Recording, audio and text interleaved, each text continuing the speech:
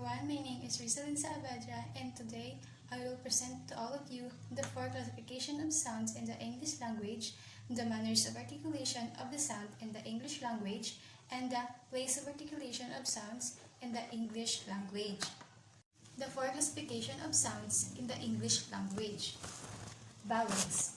A vowel is a speech sound made by allowing breath to flow out of the mouth without closing any part of the mouth or throat. Example: bra, calm, fall, father, start, and dark. Another example: get, bed, set, sell, pill, and man. Second classification of sounds, the diphthongus. A diphthongus is composed of 2 vowel sounds joined in 1 syllable to form 1 speech sounds. Example: light, kite. Another example: house, owl, and out. The third classification of sounds, skewa. The reduced vowel called skewa is the most common vowel sound in spoken English. Skewa is a quick, relaxed, neutral vowels pronunciation. The example is a syllable, moment, terrible, felony. And the last classification of sounds in the English language is consonants. A consonant is a speech sound produced by blocking the flow of the air through the mouth using the lips, tongue, and palate. Example: pay, bay, may, die, and no. Next, the manner of articulation. These consonant sounds are generally categorized as either voice or voiceless. They are further classified into stops, fricatives, nasals, liquids, and bleats. The first manner of articulation is stops. Stops consonants are produced when the vocal tract is closed completely and the air quickly builds up pressure behind the articulators and then releases in a burst.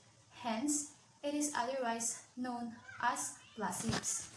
Sounds like B, B, T, D, K, and G. The second manner of articulation is fricative. Fricative sounds involve only a partial knowledge of a vocal tract so that air has to be forced through a narrow channel. Sounds like F, B, O, D, S, Z, S. The fourth manner of articulation is affricates.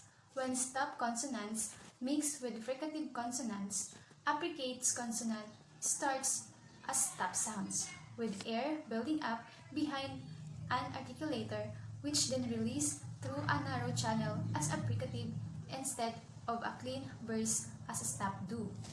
Sounds like T and D. The fifth manner of articulation is liquids. Liquid in a phonetics are consonant sounds in which the tongue produces a partial closure in the mouth, resulting in a consonant. Vowel-like consonants such as English. Sounds like R and I. The last manner of articulation is glides. Glides, also known as semivowels, are sounds produced with a little obstruction of the airstream. Sounds like W and I. Next, the place of articulation of the sounds in the English language. First, bilabial. The articulation are the 2 lips. We could say that the lower lip is the active articulator and the upper lip the passive, though the upper lip usually move to at least a little.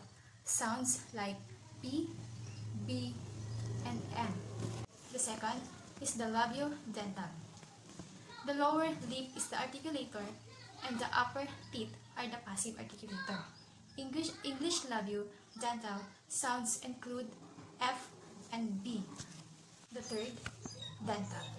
Dental sound involve the upper teeth as the passive articulator. The active articulator may be either the tongue, lips, or usually the tongue blade. Diacritic symbols can be used if it matters which. Extreme laminodental sounds are often called interdental. English. Interdental sounds like T and D. The fourth is the alveolar. Alveolar sounds involve the alveolar ridge as the passive articulator. The active articulator may be either to tongue blade or usually the tongue tip diacritic symbol. Can be used if it is matters which English alveolar sounds include T, D, N, S, Z, L. The fifth is the palatal. The active articulator is the tongue body and the passive articulator is the hard palate. The English glide sounds like J is the palatal. The sixth is the velar. The active articulator is the tongue body and the passive articulator is the soft palate. English velars include K, G, and N. The last is the glottal.